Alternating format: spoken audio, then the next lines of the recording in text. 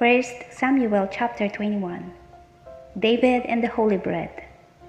Now David came to Nob, to Ahimelech the priest.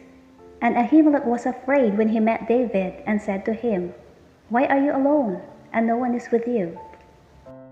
So David said to Ahimelech the priest, "The king has ordered me on some business, and said to me, 'Do not let anyone know anything about the business on which I send you, or what I have commanded you.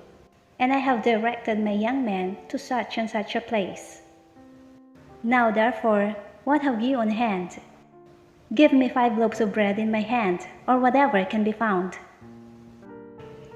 And the priest answered David and said, "There is no common bread on hand, but there is holy bread, if the young men have at least kept themselves from women."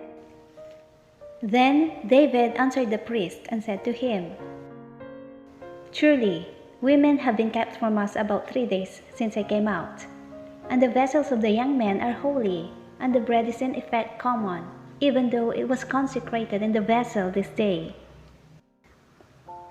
So the priest gave him holy bread, for there was no bread there but the showbread which had been taken from before the Lord, in order to put hot bread in its place on the day when it was taken away.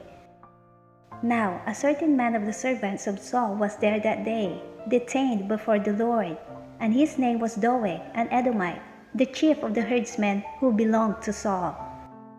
And David said to Ahimelech, "Is there not here on hand a spear or a sword?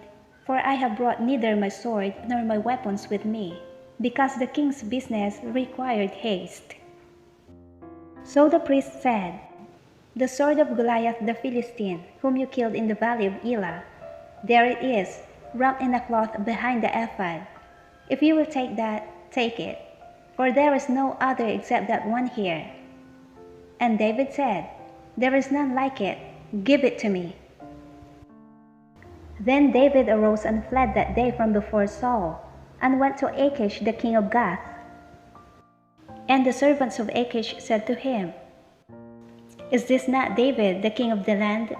Did they not sing of him to one another in dances, saying, 'Saul has slain his thousands, and David his 10,000s?'"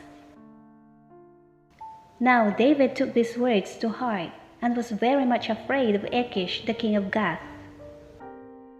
So he changed his behavior before them, pretended madness in their hands, scratched on the doors of the gate, and let his saliva fall down on his beard.